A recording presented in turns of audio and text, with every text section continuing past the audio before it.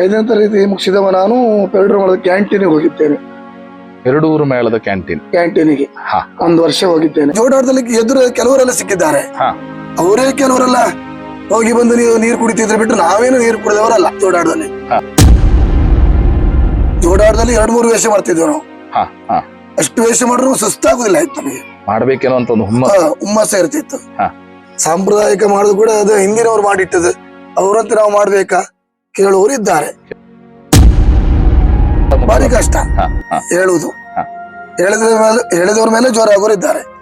ನಿಜವಾಗಿ ಹೇಳುದಂತಾದ್ರೆ ಈ ಕಾಲಮಿತಿ ಕಲಾವಿದರಿಗೆ ಒಳ್ಳೇದಲ್ಲ. ಕಾಲಕದಲ್ಲಿ ಕಲಾವಿದ್ರ ಪ್ರತಿಭೆ ಅಂತ ತೋರಿಸ್ಲಿಕ್ಕೆ ಆಗುವುದೇ ಇಲ್ಲ.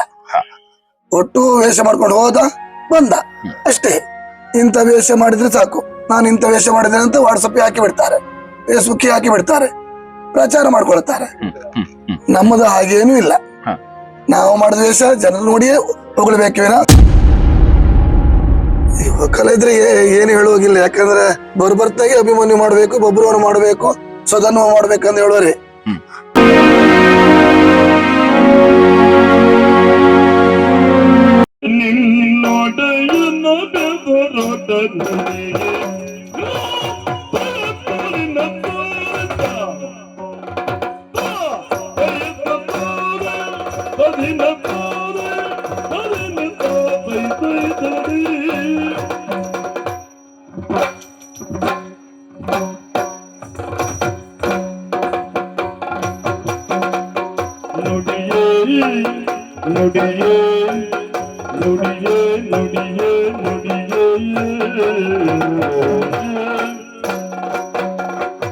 ಪ್ರಿಯ ವೀಕ್ಷಕರು ನಮಸ್ಕಾರ. ಕಲಾಜೀವಿ ಯೂಟ್ಯೂಬ್ ಚಾನಲ್ ಸಾದರಪಡಿಸುವ ಒಡ್ಡೋಲಗ, ಇದು ಯಕ್ಷ ಜೀವನಾನುರಾಗ, ಯಕ್ಷಗಾನ ಕಲಾವಿದನ ಬದುಕಿನ ಸುಖ ದುಃಖ, ನೋವು ನಲಿವು, ಏರು ಪೇರುಗಳನ್ನ ತಮ್ಮ ಮುಂದೆ ಪ್ರಸ್ತುತಪಡಿಸುವ ನಮ್ಮ ಪ್ರಯತ್ನಕ್ಕೆ ತಮ್ಮ ಪ್ರೋತ್ಸಾಹವಿರಲಿ. ಇಂದಿನ ಸಂಚಿಕೆಯ ಅತಿಥಿಗಳಾಗಿ ನಮ್ಮೊಂದಿಗಿದ್ದಾರೆ ಬಡಗುತಿಟ್ಟಿನ ಸುಪ್ರಸಿದ್ಧ ಪುಂಡುವೇಷಧಾರಿಗಳಾಗಿ ಸುದೀರ್ಘ 30 ವರ್ಷಗಳ ಯಕ್ಷ ಸೇವೆಯನ್ನು ಮಾಡುತ್ತಿರುವಂತ ಉಪ್ಪುಂದ ಕೃಷ್ಣದೇವಾಡಿಗರು. ಅವರನ್ನು ನಮ್ಮ ನಿಮ್ಮೆಲ್ಲರ ಪರವಾಗಿ ಕಾರ್ಯಕ್ರಮಕ್ಕೆ ಆತ್ಮೀಯವಾಗಿ ಸ್ವಾಗತಿಸ್ತಾ ಇದ್ದೇನೆ. ನಮಸ್ಕಾರ ಉಪ್ಪುಂದ ಕೃಷ್ಣದೇವಾಡಿಗರೇ. ನಮಸ್ಕಾರ.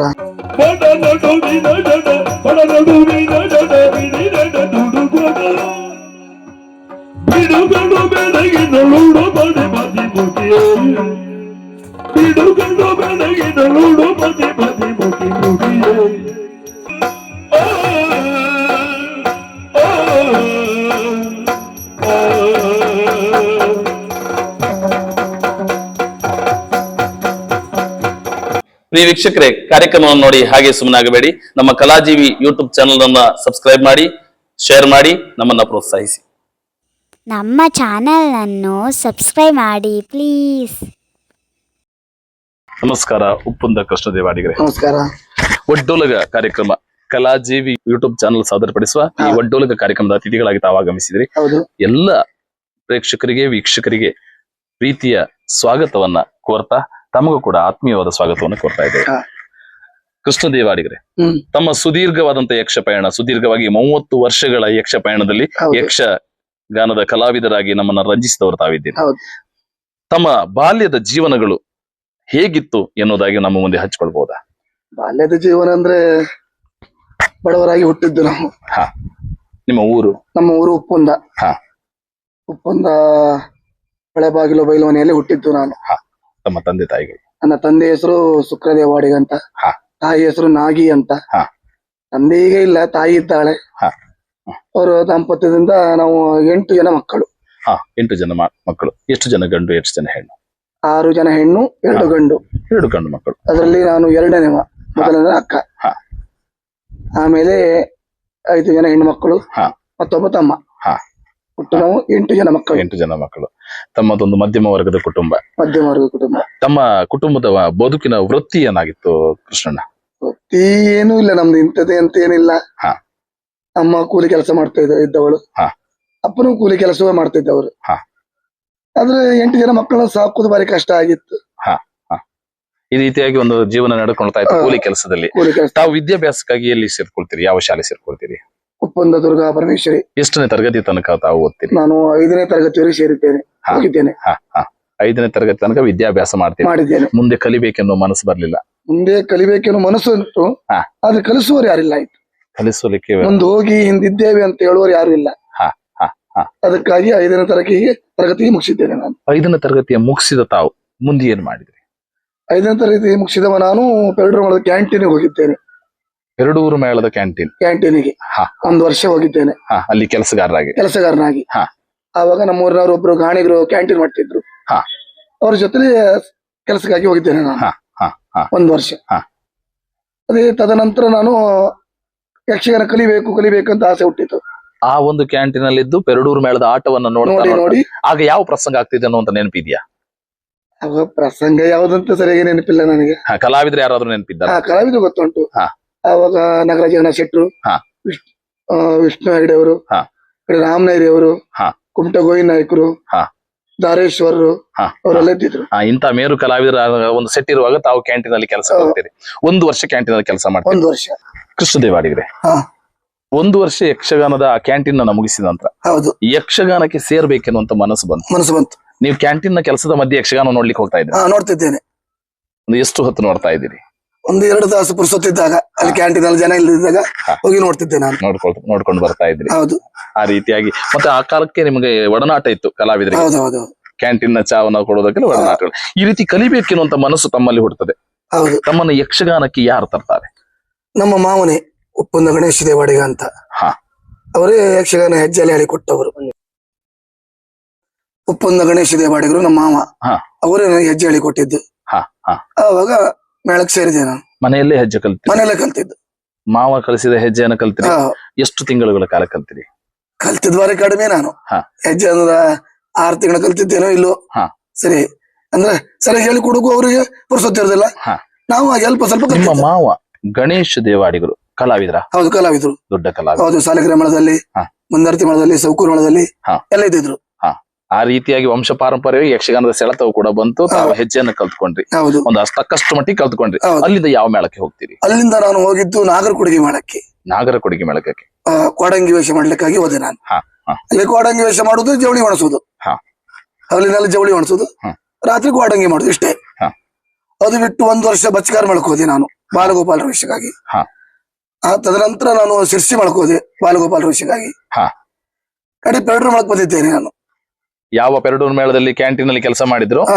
ಅದೇ ರಂಗಮಂಚದಲ್ಲಿ ನೀವು ಕಲಾವಿದರಾಗಿ ಕೂಡ ಕಲಾವಿದರಾಗಿ 1 ವರ್ಷ ಬಾಲಗೋಪಾಲ ವೇಷ ಮಾಡಿದ್ದೇನೆ. ಹಾ. ನಾನು ಕೋಟ ಮಹೇಶ್ ಅಂತ ಹಾ. ಇವರ ಜೊತೆಯಾಗಿ ಹಾ. ಮಾಡಿದ್ದೇವೆ. ಅಲ್ಲಿಂದ ನಂತರ ಕೋಟವೇಶ ಅಲ್ಲಿ ಪೆರಡೂರು ಮೇಳದ ನಂತರ ಅಲ್ಲಿಂದ ನಾನು ಸೀದಾ ಮಂದರ್ತಿ ಮೇಳಕ್ಕೆ ಹೋಗಿದ್ದೆ ನಾನು. ಹಾ. ಮಂದರ್ತಿ ಮೇಳಕ್ಕೆ ಹೋಗ್ತೀರಿ? ಒಡ್ಡೋಲಗ ವೇಷಧಾರಿಯಾಗಿ ಹೋಗಿದ್ದೇನೆ ನಾನು. ಹಾ ಹಾ. ಅಲ್ಲಿ 3 ವರ್ಷ ಒಡ್ಡೋಲಗ ವೇಷ ಮಾಡಿದ್ದೇನೆ. 3 ವರ್ಷ? 3 ವರ್ಷ ಒಡ್ಡೋಲಗ ವೇಷ ಮಾಡುತ್ತಿರುವಾಗಲೂ ನಾನು ಹಾ. ಈ ಭಾಗವತರಾಗಿ ಗೋಪಾಲ ಗಾಣಿಗರಿದ್ರು. ಹಾ. ಅವರು ಒಳ್ಳೊಳ್ಳೆ ವೇಷ ಎಲ್ಲ ಆಗ್ತಿದ್ರು. ಅಭಿಮನ್ಯು, ಈ ಪ್ರಹ್ಲಾದ, ಇದೆಲ್ಲ ನಾನು ಬರೀತಿದ್ರು. ಅದನ್ನೆಲ್ಲ ಮಾಡ್ತಿದ್ದೆ ನಾನು ಒಡ್ಡೋಲಗ ವೇಷ ಮಾಡುವಾಗಲೇ. ಒಡ್ಡೋಲಗ ವೇಷ ಮಾಡೋ ಕಾಲದಲ್ಲಿ ಅಂತ ವೇಷಗಳನ್ನು ಮಾಡ್ತಿದ್ದೆ ನಾನು. ಆ ವೇಷಗಳ ಬಗ್ಗೆ ನಿಮ್ಗೆ ಕೂಡ ತುಂಬಾ ಆಸಕ್ತಿ ಇತ್ತು? ಹೌದೌದು. ಅಲ್ಲಿ 3 ವರ್ಷ ಆದ ನಂತರ ಮುಂದೆ ಎಲ್ಲಿ ಬರ್ತೀರಿ? ಮಾರಣಕಟ್ಟಿ ಮೇಳಕ್ಕೆ ಬಂದೆ ನಾನು. 33ನೇ ವೇಷಕ್ಕಾಗಿ ಮಾರಣಕಟ್ಟಿ ಮೇಳದಲ್ಲಿ ಬಂದೆ ನಾನು. ಹಾ. ಆವಾಗ ನಾನು ಬರುವ ಮೊದಲು ಮಾನ್ಯ ಶ್ರೀಧರ್ 33ನೇ ವೇಷ ಆಗಿತ್ತು ಅಲ್ಲಿ. ಹಾ. ನಾನು ಬಂದ ನಂತರ 33ನೇ ವೇಷ ಬಿಟ್ಟ ಬೇರೆ ಮೇಳಕ್ಕೆ ಹೋದ. ನಾನು ಅಲ್ಲೇ ಉಳಿದೆ. 5 ವರ್ಷ ಅಲ್ಲೇ ಜೀವನ ಮಾಡಿದೆ. ಮಾರಣಕಟ್ಟೆ ಬ್ರಹ್ಮಲಿಂಗೇಶ್ವರ? ಹೌದು. ಕೊಳಹಳ್ಳಿಯವರು ನಾನು ಒಟ್ಟಾಗಿ. ಅವ್ರದ್ದು 3ನೇ ವೇಷ, ನಂದು 33ನೇ ವೇಷ.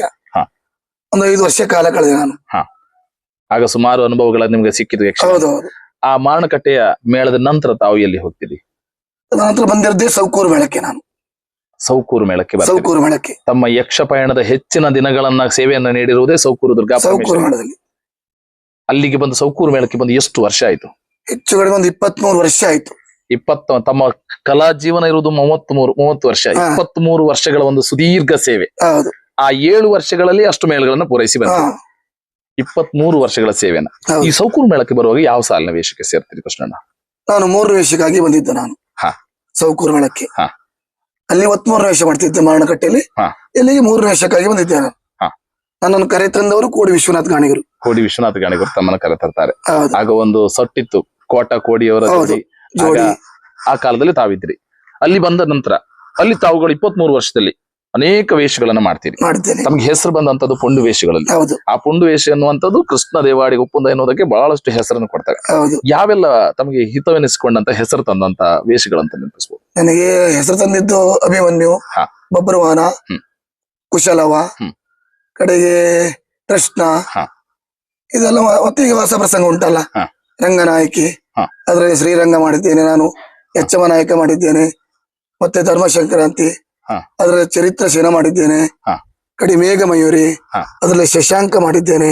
ಹಾ. ಹಾ. ಹೀಗೆ ಮತ್ತೆ ರಂಗನಾಯಕಿಯಲ್ಲಿ ಹಾಸ್ಯನು ಮಾಡಿದ್ದೇನೆ. ಹಾ. ಇದು ಪೆದ್ದಣ್ಣ ಗುಮ್ಮಣ್ಣ, ಹಾ. ಕಡೆಗೆ ಗಣಪತಿ ಶಾಸ್ತ್ರಿ, ವಿಘ್ನೇಶ್ವರ ಸಿದ್ಧಾಂತಿ, ಹಾ. ಈ ಹಾಸ್ಯನು ಮಾಡಿದ್ದೇನೆ ನಾನು. ತಮಗೆ ಹಾಸ್ಯ ಪಾತ್ರಗಳನ್ನು ಕೂಡ ಒಪ್ಪುವ ರೀತಿಯಲ್ಲಿ ಹೌದು. ಮಾಡ್ತಾ ಇದ್ದಾರೆ. ಹಾ. ಹಾ. ಪ್ರಸ್ತುತ ನಾನೀಗ 3 ವೇಷದಲ್ಲಿ ಬಂದವ ನಾನು. ಈಗ ಪುರುಷ ವೇಷಧಾರಿಯಾಗಿ ಸೌಕೂರು ಮೇಳದಲ್ಲಿ ಕಾಲ ಕಳೆಯುತ್ತಾ ಇದ್ದೇನೆ ನಾನು. ಸೇವೆ ಸಲ್ಲಿಸ್ತಾ ಇದ್ದೀರಿ. ಪುರುಷ ವೇಷಧಾರಿಯಾಗಿ ಒಂದು ಸೌಕೂರು ಮೇಳದಲ್ಲಿ ತಮ್ಮ ಯಕ್ಷ ಪಯಣ ಸಾಗ್ತಾ ಇದೆ. ಸಾಗುತ್ತಾ ಇದೆ. ಹಾ. ಕೃಷ್ಣಣ್ಣ, ತಾವು ಯಕ್ಷಗಾನದಲ್ಲಿ ಒಬ್ಬ ಪ್ರಬುದ್ಧ ಕಲಾವಿದರಾಗಿ ಮೂಡುವಲ್ಲಿ ನಿಮ್ಮ ಮಾವನವರು ಕಲಿಸಿದ ಹೆಜ್ಜೆ, ಹೌದು, ಜೊತೆಯಲ್ಲಿ ಕೇವಲ ಹೆಜ್ಜೆ ಮಾತ್ರ ಯಕ್ಷಗಾನ ಕಲಾವಿದನ ಸಾಕಾಗಲಿಕ್ಕೆ ಈ ಸಾಕಾಗಲಿಕ್ಕೆ. ಸಾಹಿತ್ಯ ಜ್ಞಾನ ಬೇಕಾಗ್ತದೆ. ಹೌದು, ಅದನ್ನ ಯಾವ ರೀತಿ ಯಾರಿಂದ ಪಡ್ಕೊಂಡ್ರಿ ಅನ್ನುವಂಥದ್ದು ಏನಾದ್ರು ನೆನಪಿದೆಯಾ? ಸಾಹಿತ್ಯ ಜ್ಞಾನ ಅಂತ ಹೇಳಿಕೊಟ್ಟವರು ನನಗೆ ಯಾರು ಸರಿಯಾಗಿಲ್ಲ. ಹಾ. ಹೆಚ್ಚಾಗಿ ಒಡನಾಟ ನನ್ನ ಕೊಳಳ್ಳಿ ಅವ್ರದ್ದು. ಹಾ. ಅವರೆಲ್ಲ ಸ್ವಲ್ಪ ಹೇಳಿಕೊಡ್ತಿದ್ರು. ಹಾ. ಅದನ್ನೆಲ್ಲ ಕಲ್ತು ನಾನು ಏನ್ ಮಾಡಿದ್ದು. ಆವಾಗ ಮತ್ತೆ ಸೌಕೂರು ಮೇಳಕ್ಕೆ ಬಂದಾಕ್ಷಣ ಕ್ವಾಟ ಸುರೇಶಣ್ಣ, ಹಾ. ಕೋಡಿಯವರು ಹಾ. ಹೀಗೆ ಹೇಳು, ಹೀಗೆ ಮಾಡು ಹಾ. ಅಂತ ಹೇಳಿಕೊಡ್ತಾ ಇದ್ರು. ಹಾ. ಅಷ್ಟೇ ಬಿಟ್ಟು ಮತ್ತೆ ನನಗೆ ಅಧಿಕೃತವಾಗಿ ಯಾರೂ ಹೇಳಿಕೊಟ್ಟವರಿಲ್ಲ. ರಂಗದಲ್ಲಿ ನಿಮ್ಮನ್ನ ತಿದ್ದುವುದಕ್ಕಾಗಿ ಕಲಾವಿದರೇ ನಿಮ್ಮನ್ನ ಬೆನ್ನು ತಟ್ಟಿ ಹೌದು. ಹೇಳಿ ಕಳಿಸ್ತಾ ಇದ್ರು. ಪ್ರೋತ್ಸಾಹ ಮಾಡಿದವರು. ಅವರ ಸಾಹಿತ್ಯ ಜ್ಞಾನಗಳನ್ನೆಲ್ಲ ತಾವು ತಕೊಂಡು ಒಬ್ಬ ಪ್ರಬುದ್ಧ ಸಾಹಿತಿಗಳ ತಮ್ಮ ಭಾಷಾ ಸುದ್ದಿಯನ್ನು ಕೇಳುವಾಗ ಬಹಳ ಖುಷಿ ಅನಿಸ್ತದೆ ರಂಗಸ್ಥಳದಲ್ಲಿ. ಆ ರೀತಿಯಾಗಿ ತಾವು ಈ ಯಕ್ಷಗಾನದ ಅರ್ಥಗಾರಿಕೆಯ ವೇಷಧಾರಿಕೆಯಾಗಿ ಅಲ್ಲದೆ ತಾಳಮದ್ದಲೆಗಳಲ್ಲಿ ಏನಾದ್ರು ಹೇಳದಿತ್ತ? ಇಲ್ಲ, ಹಾಗೆ ತಾಳ್ಮದ್ಲಲ್ಲಿ ಭಾಗವಹಿಸಿದ್ದಿಲ್ಲ ನಾನು. ವೇಷಧಾರಿಯಾಗಿ ವೇಷಧಾರಿಯಾಗಿ ಕಾಲ ಕಳೆಯುತ್ತಿದ್ದೆ ನಾನು. ತಾವು 23 ವರ್ಷಗಳ ಸುದೀರ್ಘ ಪಯಣ ಮಾಡುವಾಗ ಯಾವೆಲ್ಲ ವೇಷಧಾರಿಗಳು ತಮಗೆ ಒಡನಾಟಕ್ಕೆ ಸಿಗ್ತಾರೆ? ಒಡನಾಟಕ್ಕೆ ಕೋಡಿಯವರು, ಕೋಟ ಸುರೇಶಣ್ಣ, ಜೋಗು ಕುಲಾಲ್ರು, ಹಾ. ಕಡೆ ಉದ್ಯಾವರ ಜಯಕುಮಾರ್ ಅಂತ, ಅವರು ಉಳ್ಳೂರು ಶಂಕರ್ ನಾಯಕರು, ಹಾ. ಹೀಗೆ ಕೆಲವರ ಸಿಕ್ಕಿದ್ದಾರೆ ಈಗ. ಹಾ. ಹಾ. ಕಡೆ ಭದ್ರಾಪುರ ಶ್ರೀಧರ್ ಭಂಡಾರಿ, ಕಡೆ ಸೂರಾಲ್ ರವಿ, ಹಾ. ಭಾಗವತರಾಗಿ, ಹಾ. ಅವರೆಲ್ಲ ಒಡನಾಟದಿಂದ ಒಳ್ಳೆಯ ಒಡನಾಟವನ್ನು, ಒಳ್ಳೆಯ ಒಂದು ಕಲಾವಿದರ ಒಡನಾಟವನ್ನು ಪಡೆದುಕೊಳ್ತೀರಿ. ಹೌದು. ಕೃಷ್ಣ ದೇವಾಡಿಗ್ರೆ, ತಾವು ಈಗಾಗಲೇ ಹೇಳಿಕೊಂಡ್ರಿ, ತಾವೀಗ ಪುರುಷ ವೇಷ ಸ್ಥಾನದಲ್ಲಿ ತಾವು ಕೆಲಸವನ್ನು ಮಾಡ್ತಾ ಇದ್ದೀರಿ. ಹೀಗೆ ಅನೇಕ ಕಲಾವಿದರ ಜೊತೆ ಸಂವಾದವನ್ನು ಮಾಡಿ, ಚರ್ಚೆಯನ್ನು ಮಾಡಿ, ರಂಗಕ್ಕೆ ಹೋಗಿ ಒಂದು ಪಾತ್ರವನ್ನು ಜೀವ ತುಂಬುತ್ತಾ ಇದ್ದೀರಿ. ಇಂತಹದ್ರಲ್ಲಿ ಅತಿ ಹೆಚ್ಚಿನ ಹೆಸರನ್ನ, ತಮಗೊಂದು ಒಳ್ಳೆಯ ಹೆಸರನ್ನ ಸೌಕೂರು ಮೇಳದಲ್ಲಿ ತಂದು ಕೊಟ್ಟದಿದ್ರೆ ಯಾವ ಪಾತ್ರ ಅಂತ? ಸೌಕೂರು ಮೇಳದಲ್ಲಿ ಹೆಚ್ಚಿಗೆ ಹೆಸರು ತಂದು ಕೊಟ್ಟದಂತ ಏನಿಲ್ಲ. ಹಾ. ಎಲ್ಲ ವೇಷ ನಾನು ಹಾಕದ ವೇಷ ಅಚ್ಚುಕಟ್ಟಾಗಿ ಹಾ. ಕೋಡಿಯವರು ಹೇಳಿಕೊಟ್ಟಾಗೆ ಮಾಡ್ತಿದ್ದೆ ನಾನು. ಹಾ. ಹಾ. ಆದ್ರಿಂದ ನಾನು ಇಲ್ಲೇ ಸೌಕೂರು ಮೇಳದಲ್ಲಿ 23 ವರ್ಷ ಕಾಲ ಕಳೆಯುವಾಗ ಆಯ್ತು. ಖಂಡಿತ. ಮತ್ತೆ ಇಂಥದೇ ವೇಷ, ಇಂಥದೇ ಒಳ್ಳೇದ್ ಮಾಡಿದ್ದೇನೆ ಅಂತ ಹೇಳುವುದಿಲ್ಲ ನಾನು. ತಮಗೆ ಕೊಟ್ಟ ಪಾತ್ರವನ್ನು ಪರಿಪೂರ್ಣವಾಗಿ ಮಾಡುವುದಕ್ಕೆ ಪ್ರಯತ್ನ ಮಾಡ್ತೇನೆ. ಖಂಡಿತವಾಗಿ. ಕೃಷ್ಣಣ್ಣ, ತಾವು ಈ ಯಕ್ಷರಂಗದಲ್ಲಿ ಒಂದು ಜೋಡಾಟ ಎನ್ನುವಂತ ಒಂದು ಪ್ರದರ್ಶನ ಕೂಡ ಇದೆ. ಅಂತ ಜೋಡಾಟದ ಅನುಭವಗಳು ತಮಗಾಗಿದೆಯಾ? ಹೌದು, ಮಾರಣಕಟ್ಟೆ ಮೇಳದಲ್ಲಿ ಹಾ. ಸಾಧಾರಣ ನಾನು 5 ವರ್ಷ ಇದ್ರು ಒಂದು 15-20 ಜೋಡಾಟ ಪೂರೈಸಿದ್ದೆ ನಾನು. ಹಾ. ನಾನು ಕೊಳ್ಳೆಯವರೇ ಜೋಡಿಯಾಗಿ 15-20 ಜೋಡಾಟ ಪೂರೈಸಿದ್ದೇನೆ. ಜೋಡಾಟದ ಅನುಭವ, ಅಂದಿನ ಜೋಡಾಟದ ಅನುಭವ ಹೇಗಿತ್ತು? ಅಂದಿನ ಜೋಡಾಟ ಅಂದ್ರೆ ಅದು ಮರೆಯೋದಲ್ಲ, ಅದು ಅಷ್ಟೊಳ್ಳೆ ಜೋಡಾಟ. ಜನಕ್ಕೆ ಜೋಡಾಟದಲ್ಲಿ 2-3 ವೇಷ ಮಾಡ್ತಿದ್ವಿ ನಾವು. ಅಷ್ಟು ವೇಷ ಮಾಡಿದ್ರು ಸುಸ್ತಾಗುದಿಲ್ಲ ಆಯ್ತು ನಮಗೆ. ಮಾಡ್ಬೇಕೇನೋ ಅಂತ ಹುಮ್ಮಸ್ಸ ಇರ್ತಿತ್ತು. ಮತ್ತೆ ನನ್ನ ಜೋಡಾಟದಲ್ಲಿ ಎದುರು ಕೆಲವರೆಲ್ಲ ಸಿಕ್ಕಿದ್ದಾರೆ. ಅವರೇ ಕೆಲವರೆಲ್ಲ ಹೋಗಿ ಬಂದು ನೀವು ನೀರು ಕುಡಿತಿದ್ರೆ ಬಿಟ್ಟು ನಾವೇನು ನೀರು ಕುಡಿದವರಲ್ಲ ಜೋಡಾಟದಲ್ಲಿ, ಎಷ್ಟೇ ಪದ್ಯ ಇದ್ರು. ಅಂತದೊಂದು ಹುಮ್ಮಸ್ಸು. ಇತ್ತೀಚಿನ ದಿನಗಳ ಜೋಡಾಟ ಬೇಕನ್ನಿಸ್ತಾ ಇತ್ತ? ಜೋಡಾಟ ಬೇಕನ್ನಿಸ್ತಾ ಉಂಟು, ಆದ್ರೆ ಈಗ ವರ್ತಮಾನ ಪರಿಸ್ಥಿತಿಗಳಿಗೆ ಭಾರಿ ಕಷ್ಟ. ಈಗ ಮೊದಲಿನ ಆಗಲ್ಲ, ಈಗೆಲ್ಲ ಎಲ್ಲಿ ನೋಡಿದ್ರು ಗಲಾಟೆ, ಅದು ಇದು, ಮನರಂಜನೆ ಬಿಟ್ಟು ಒಂದು ಸಂಘರ್ಷಕ್ಕೆ ದಾರಿ ಆಗ್ತದೆ. ಅದರಿಂದ ಜೋಡಾಟ ಬೇಕೆ ಅಂತ ಹೇಳುದು, ಆದ್ರೆ ಕಲಾವಿದರು ಉತ್ಸಾಹಕ್ಕೆ ಒಂದು ಬೇಕಂತ ಕಾಣ್ತದೆ. ಒಂದೊಂದು ಇದ್ರೆ ಉತ್ತಮ ಅಂತ ತಮ್ಮ ಅಭಿಪ್ರಾಯ. ಕೃಷ್ಣ ದೇವಾಡಿಗ್ರೆ, ತಮ್ಮ ಯಕ್ಷ ಪಯಣದಲ್ಲಿ ಇದೀಗ 30 ವರ್ಷ ಕಳೆದಿದ್ದೀರಿ. ಯಕ್ಷಗಾನದ ಈ ಬದುಕಿನಲ್ಲಿ ಅನೇಕ ಬದಲಾವಣೆಗಳಾಗ್ತಾ ಇದೆ, ಹೊಸತನ ಬರ್ತಾ ಇದೆ. ನಾಟ್ಯದಲ್ಲೂ ಅಥವಾ ಮಾತುಗಾರಿಕೆಯಲ್ಲೂ, ಅಭಿನಯದಲ್ಲೂ, ವೇಷಭೂಷಣಗಳಲ್ಲಿಯೋ ಎಲ್ಲವೂ ಕೂಡ ಹೊಸತನ ಕಂಡಿದ್ದೀರಿ. ಹಿಂದಿನದನ್ನು ಕಂಡಿದ್ರಿ, ಇಂದಿನದನ್ನು ಕಂಡಿದ್ರಿ. ಇಂದಿನ ಆಗ್ತಾ ಇರುವಂತದ್ದು ಅನುಕೂಲವೇ ಅಥವಾ ಅವ ಏನಾದ್ರೂ ಸಾಂಪ್ರದಾಯಿಕಕ್ಕೆ ಏನಾದ್ರೂ ತೊಂದರೆ ಆಗ್ತದೆ ಅನ್ನುವಂತ ಭಾವನೆ ಏನಾದ್ರೂ ಇದೆಯಾ? ಸಾಂಪ್ರದಾಯಿಕ ಈಗ ಮಾಡುವವರು ಯಾರಿದ್ದಾರೆ? ಈಗ ಸಾಂಪ್ರದಾಯಿಕ ಮಾಡುದು ಕೂಡ ಅದು ಹಿಂದಿನವ್ರು ಮಾಡಿಟ್ಟದು, ಅವರಂತೆ ನಾವು ಮಾಡ್ಬೇಕಾ ಕೆಲವರು ಇದ್ದಾರೆ. ಅವರಿದ್ದಾರೆ, ನಮ್ಮಲ್ಲೇ ಕೆಲವರು ಕಾಣ್ತಿದ್ದೇವೆ. ಅವ್ರು ಮಾಡಿದ್ರೆ ನಾವು ಮಾಡ್ಬೇಕಂತೇನಿಲ್ಲ. ಅಂತ ಹೇಳುವವರು ಇದ್ದಾರೆ. ಅವರು ಹೊಸತನವನ್ನು ಸೃಷ್ಟಿಸುವಂತ ಒಂದು ಮನೋಭಾವನೆಯು ಮನೋಭಾವನೆ ಉಂಟು. ಆದ್ರಿಂದ ಏನು ಹೇಳುವಾಗಿಲ್ಲ. ಈಗ ಇನ್ನೊಬ್ರು ಮಾತು ತಕ್ಕೊಳ್ಳುವವರು ಯಾರಿಲ್ಲ ಈಗ ಪ್ರಸ್ತುತ ಕಾಲದಲ್ಲಿ. ಇದು ಬಹಳ ಭಾರಿ ಕಷ್ಟ ಹೇಳುವುದು. ಹೇಳಿದವ್ರ ಮೇಲೆ ಜೋರ ಆಗೋರು ಇದ್ದಾರೆ. ಹಾಗಿರುವಾಗ ಹಿಂದಿನವರು ಹಿಂದಿನ ರೀತಿಯಲ್ಲಿ ಇದ್ದಾರೆ, ಈಗಿನವರು ಈಗಿನ ಹೊಸ ರೀತಿಯಲ್ಲಿ. ಈ ಪ್ರಪಂಚಗಳ ಕೆಲವೆಲ್ಲ ಹೊಸ ರೀತಿ ಬೇಕಲ್ಲ, ಅದೇ ರೀತಿ ನಡೆದುಕೊಂಡು ಹೋಗ್ತಾ ಇದ್ದಾರೆ. ಬದುಕಿನ ಬದಲಾವಣೆಗೆ ಒಗ್ಗಿಕೊಂಡು ಅದೇ ಹೋಗ್ತಾ ಇದ್ದಾರೆ. ಈ ರೀತಿಯ ಬದಲಾವಣೆಗಳಿಗೆ ನಾವು ಒಗ್ಗಿಕೊಳ್ಳಬೇಕಾಗ್ತದೆ. ಹೌದು. ಕೃಷ್ಣದೇವಾಡಿಗರೆ, ಅಂದಿನ ದಿನಮಾನಗಳಲ್ಲಿ ಪೂರ್ಣರಾತ್ರಿ ಯಕ್ಷಗಾನಗಳು, ಹೌದು. ಇಂದಿನ ದಿನಮಾನಗಳಲ್ಲಿ ಕಾಲಮಿತಿ ಬರ್ತಾ ಇದೆ. ಹೌದು. ಕಲಾವಿದನ ಕಲಾ ಪ್ರದರ್ಶನಕ್ಕೆ ಇದು ಅನುಕೂಲ ಅನಿಸ್ತಾ ಇದೆಯಾ, ಅಥವಾ ತಮಗೆ ಇದೊಂದು ಅನುಕೂಲಕರ ಬೆಳವಣಿಗೆ, ಅಥವಾ ಇದು ಇಂಥದ್ದಿದ್ರೆ ಅಡ್ಡಿಲ್ಲ ಅನ್ನುವಂಥದ್ದು ಏನಾದ್ರು ಒಂದಿದೆಯಾ? ನಿಜವಾಗಿ ಹೇಳುದಂತಾದ್ರೆ ಈ ಕಾಲಮಿತಿ ಕಲಾವಿದರಿಗೆ ಒಳ್ಳೇದಲ್ಲ. ಯಾಕೆಂದ್ರೆ ಕಾಲಮಿತಿಯಲ್ಲಿ ಇಂತಿಷ್ಟು ಗಂಟೆ ಒಳಗೆ ಇಂತಿಷ್ಟು ಪ್ರಸಂಗ ಮುಗಿಸ್ಬೇಕಂತ ಉಂಟು. ಆ ಲೆಕ್ಕದಲ್ಲಿ ಕಲಾವಿದ್ರ ಪ್ರತಿಭೆ ಅಂತ ತೋರಿಸ್ಲಿಕ್ಕೆ ಆಗುವುದೇ ಇಲ್ಲ. ಒಟ್ಟು ವೇಷ ಮಾಡ್ಕೊಂಡು ಹೋದ ಬಂದ ಅಷ್ಟೇ. ಆದ್ರಿಂದ ಕಾಲಮಿತಿ ಕಲಾವಿದರಿಗೆ ಅನುಕೂಲ ಅಲ್ಲ ಈ ರಂಗದ ಮಟ್ಟಿಯಲ್ಲಿ. ಮತ್ತೆ ಬೇರೆ ಇದ್ರಲ್ಲಿ ನಿದ್ರೆ ಮಾಡ್ಲಿಕ್ಕೂ ಅದಕ್ಕೂ ಇದಕ್ಕೆ ಕಲಾವಿದರಿಗೆ ಅನುಕೂಲ. ಬೇಗ ಮುಗೀತದೆ, ಹೋಗಿ ಮನೆಯಲ್ಲಿ ಮಲಗುವುದು, ಮತ್ತೆ ಟೈಮ್ ಸರಿಯಾಗಿ ಬರುವುದು. ಒಂದೇ ಲೆಕ್ಕದಲ್ಲಿ ಕಾಲಮಿತಿ ಆಗಬಹುದು. ಕಲಾವಿದರ ಜೀವನ ಮುಂದೆ ಪ್ರತಿಭೆ ತೋರಿಸಿಕೊಳ್ಳಲಿಕ್ಕೆ ಕಾಲಮಿತಿ ಒಳ್ಳೆದಲ್ಲ. ಪೂರ್ಣ ಪ್ರಮಾಣದಲ್ಲಿ ಅವನ ಪ್ರತಿಭೆಯನ್ನು ತೋರಿಸಿಕೊಳ್ಳಿಕ್ಕೆ ಅನುಕೂಲ ಅಲ್ಲ ಅಂತ ಹೇಳಿ. ಅನುಕೂಲ ಅಲ್ಲ, ಕಷ್ಟಕರ ಆಗ್ಬಹುದು, ಕಷ್ಟಕರ ಅಲ್ವಾ? ಪೂರ್ಣ ರಾತ್ರಿಗಳು ಕೂಡ ಇಂದಿನ ದಿನಮಾನಗಳಲ್ಲಿ ಪ್ರೇಕ್ಷಕರು ಕೂಡ ಇಲ್ಲ ಕೂಡ. ಪೂರ್ಣ ರಾತ್ರಿ ಯಕ್ಷಗಾನಗಳು ಕಡಿಮೆ ಆಗೋದಕ್ಕೆ ಕಾರಣ ಕೂಡ ಅಂತ. ಒಟ್ಟಾರೆಯಾಗಿ ಯಕ್ಷಗಾನ ಎನ್ನುವಂಥದ್ದು ನಡೆಯುತ್ತಿರುವಂತಹ ಪ್ರಪಂಚಕ್ಕೆ ಅನುಗುಣವಾಗಿ ಸಾಗಲಿ ಅನ್ನೋದೇ, ಅದೇ ಅನುಗುಣವಾಗಿ ನಡೀಲಿ ಅಂತೆಲ್ಲ ಮಾಡ್ತಿರೋದು ಈಗ ಕಾಲಮಿತಿ. ಖಂಡಿತವಾಗಿ. ಕೃಷ್ಣದೇವಾಡಿಗರೆ, ಯಕ್ಷಗಾನದ ಒಂದು ಪಾತ್ರವನ್ನ ತಮಗೆ ಹಾಕಿದ ಕಾಲಕ್ಕೆ ಆರಂಭದ ದಿನಗಳಲ್ಲಿ ಅಥವಾ ಇತ್ತೀಚಿನ ದಿನಗಳಲ್ಲಿ ಕೂಡ ಯಾವುದೋ ಒಂದು ಹೊಸ ಪಾತ್ರವನ್ನು ಹೊಸ ಪ್ರಸಂಗದಲ್ಲಿ ಹಾಕಿದಂದ್ರೆ ತಮ್ಮ ತಯಾರಿ ಹೇಗಿರ್ತಾ ಇತ್ತು? ನಿಜವಾಗಿ ಹೊಸ ಪ್ರಸಂಗ ಅಂತಾರೆ, ಈಗೆಲ್ಲ ಟ್ರಯಲ್ ಮಾಡ್ತಾರೆ. ಇಂಥ ವೇಷ ನಿಮ್ಮದು, ಇಂತಿಂತ ಪದ್ಯ ಉಂಟು, ಇಂಥವ್ರ ಮಕ್ಕಳು ಹಾಗೆ ನಡಿ. ಈ ಹಳೆ ಪ್ರಸಂಗದಲ್ಲಿ ನನಗೆ ಅನುಭವ ಆಗಿದ್ದು ಮಾರಣಕಟ್ಟಿ ಮೇಳದಲ್ಲಿ. ಆದ್ರಿಂದ ಸಾಧಾರಣ ಯಾವ ಹಳೆ ಪ್ರಸಂಗ ಬಂದು ನನಗೆ ಇನ್ನೊಬ್ಬರಲ್ಲಿ ಕೇಳಬೇಕಂತ ಏನಿಲ್ಲ. ಏನಾದ್ರು ಸಮಸ್ಯೆ ಬಂದ್ರೆ ಬೇರೆಯವರಲ್ಲಿ ಕೇಳ್ತೇನೆ ನಾನು. ಯಾಕಂದ್ರೆ ನನಗೆ ಬಂದ ವೇಷ ಸಾಧಾರಣ ಮಟ್ಟಿನ ಅವರು ಬರೋ ಇಂಥ ವೇಷ ಅಂತ ಗೊತ್ತಿರ್ತದೆ. ಅದು ನಾವು ಮಾರಣಕಟ್ಟಿ ಮೇಳದಲ್ಲಿ ಕಲ್ತ್ಕೊಂಡು ಬಂದಿದ್ದೇನೆ. ಎಲ್ಲಿಯಾದ್ರೂ ನೆನಪು ಹೋಗಿದ್ದಿದ್ರೆ ಇಂಥವ್ರಲ್ಲಿ ಕೇಳ್ತೇನೆ, ಅದು ಹೇಗ್ ಮಾಡುದು ಮಾರ್ರೆ ಅಂತ ಹೇಳಿಕೊಡದ್ರೆ ಹೇಳಿಕೊಡ್ತಾರೆ. ತಮಗೆ 30 ವರ್ಷಗಳ ಒಂದು ಅನುಭವ ಆಗಿದೆ. ಹೌದು. ಈಗ ಬರುವಂತ ಹೊಸ ಕಲಾವಿದರಿದ್ರೆ ಯಾವ್ದಾದ್ರು ವೇಷವನ್ನ ಮಾಡುದಕ್ಕೆ ತಮ್ಮಲ್ಲಿ ಏನಾದ್ರು ಕೇಳಿದ್ದಿಂತ? ಕೇಳಿದ್ದುಂಟು, ಕೆಲವರೆಲ್ಲ ಕೇಳಿದ್ದುಂಟು. ಆ ವೇಷ ಹೇಗ್ ಮಾಡೋದು, ಅದು ಪದ್ಯ ಎಷ್ಟು ಉಂಟು ಕೇಳಿದ್ದುಂಟು. ನನಗೆ ಗೊತ್ತಿದ್ದಷ್ಟನ್ನು ನಾನು ಹೇಳಿಕೊಡ್ತೇನೆ. ಅವನನ್ನು ಹಿತೈಷಿ ಆಗಲಿ ವೈರಿ ಆಗಲಿ ನನಗೆ ಗೊತ್ತಿದ್ದಷ್ಟು ನಾನು ಹೇಳಿಕೊಡ್ತಿದ್ದೇನೆ ಸೌಕೂರು ಮೇಳದಲ್ಲಿ.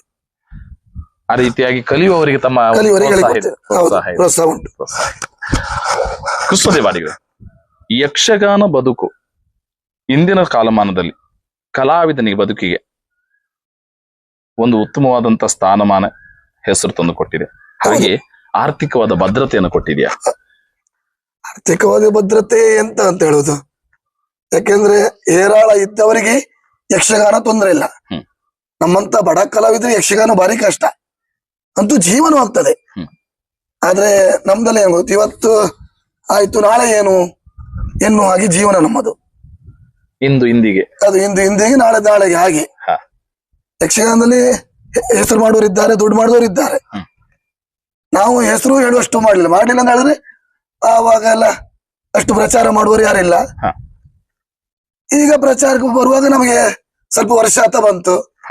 ಈಗ ಹುಡುಗರು ಮಕ್ಕಳೆಲ್ಲ ಇದ್ದಾರಲ್ಲ, ಈಗ ಅವ್ರದ್ದೆಲ್ಲ ಪ್ರತಿಭೆ ಅಲ್ಲ ಈಗ. ಖಂಡಿತ ಖಂಡಿತ. ಆದ್ರಿಂದ ಸಾಮಾಜಿಕ ಜಾಲತಾಣಗಳಲ್ಲಿ ಹೌದು ಭಯಂಕರವಾದಂತ ಪ್ರಚಾರಗಳು ಸಿಗ್ತವೆ. ನಮ್ಮಲ್ಲಿ ಮೊಬೈಲ್ ಇದ್ರು ನಮಗೆ ಮೊಬೈಲ್ ಉಪಯೋಗಿಸೋದು ಹೇಗಂತ ನಮ್ಗೆ ಗೊತ್ತಿಲ್ಲ.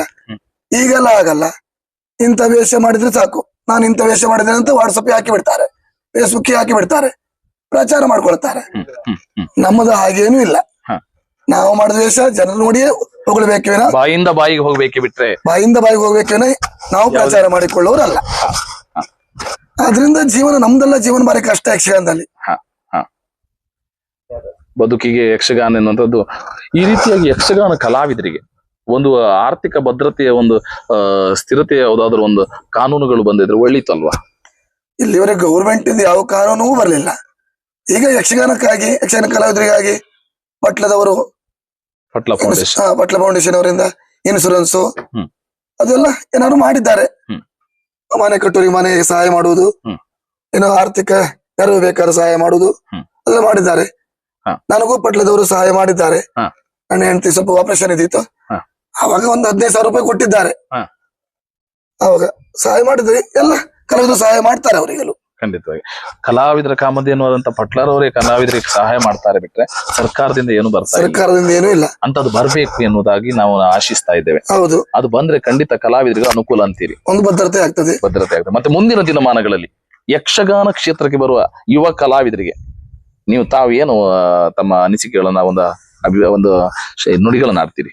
ಇವಾಗ ಕಲಾವಿದ್ರೆ ಏನು ಹೇಳುವಾಗಿಲ್ಲ. ಯಾಕಂದ್ರೆ ಈಗ ಬರುವಾಗ ಯಕ್ಷಗಾನ ಬರುವಾಗಲೇ ಎಲ್ಲ ಕಲ್ತ್ಕೊಂಡು ಬಂದಿರ್ತಾರೆ. ಹಾ. ಏನಾದ್ರೂ ಅವ್ರಿಗೆ ಬರ್ತಾಗಿ ಅಭಿಮನ್ಯು ಮಾಡ್ಬೇಕು, ಬಬ್ರುವನ ಮಾಡ್ಬೇಕು, ಸ್ವಧನ್ವ ಮಾಡ್ಬೇಕಂತ ಹೇಳೋರಿ. ಹ್ಮ್. ಮೊದಲೆಲ್ಲ ನಾವೆಲ್ಲ ಕೋಡಂಗಿ, ನಿತ್ವೇಷ, ಒಡ್ಡೋಲ್ಗ, ಮೂರ್ವೇಷ ಹೀಗೆಲ್ಲ ಮಾಡಿದವ್ರು. ಹಾ. ಈಗೆಲ್ಲ ಹಾಗೇನಿಲ್ಲ. ಹಾ. ಬರುವಾಗಲೇ ಅಭಿಮನ್ಯು ಮಾಡೋದಕ್ಕೆ ತಯಾರಾಗಿ ಬರ್ತಾರೆ. ಹ್ಮ್. ಅವ್ರು ಇನ್ನೊಬ್ರದ್ದು ಕೇಳುವುದಿಲ್ಲ. ನಮ್ಮಲ್ಲಿ ಕೆಲವರೆಲ್ಲ ಇದ್ದಾರೆ, ಇನ್ನೊಬ್ರಲ್ಲಿ ಕೇಳುವುದಿಲ್ಲ. ಹಾ. ಅವ್ರಿಗೆ ಗೊತ್ತಿದ್ದಷ್ಟು ಅವ್ರು ಹೇಳಿ ಬರ್ತಾರೆ ರಂಗದಲ್ಲಿ. ಇನ್ನು ಕೂಡ ಬೇಕಾಗಿತ್ತು ಅನ್ನುವಂತ ಇದ್ರೂ ಕೂಡ ಹಿರಿಯರ ಹತ್ರ ಕೇಳುವಂತ ಮನೋಭಾವನೆ ಕಡಿಮೆ ಆಗ್ತಾ ಇದೆ. ಕಡಿಮೆ ಆಗ್ತಾ ಉಂಟು. ಹಾ. ಮತ್ತೆ ಹೇಳಿ ಕೊಟ್ಟದ್ ಕೇಳುವವರು ಅಲ್ಲ. ಹಾ.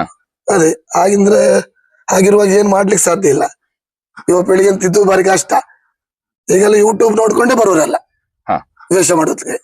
ಖಂಡಿತವಾಗಿಯೂ ಒಬ್ಬ ಹಿರಿಯ ಕಲಾವಿದರ ಜೊತೆ ಚರ್ಚೆ ಮಾಡುವಂತದ್ದು ಒಬ್ಬ ಯುವ ಕಲಾವಿದನ ಏಳಿಗೆಗೆ ಒಂದು ಮೊದಲ ಮೆಟ್ಟಿಲು ಅಂತ ಹೇಳ್ತೇವೆ. ಹೌದು ಅಲ್ವಾ?